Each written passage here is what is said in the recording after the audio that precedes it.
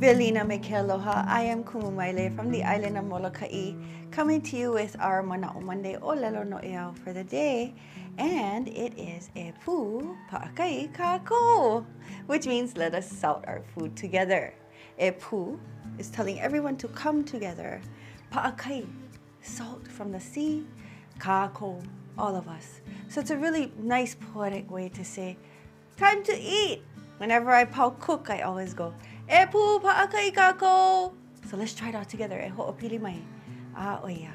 E pū paʻakai kākou. Mai kai. Our ha'awina or ʻōlelo Hawaii lesson for today is how to say, no more. We don't have any. A lot of times I hear people say, ʻaʻole, or, we're asking a question like, oh, do we have any paper in the printer left? Oh, ʻaʻole, which is fine. It means no. But if you wanted to be very specific about there is none left, there's absolutely zero, you would use the word ʻaʻohe.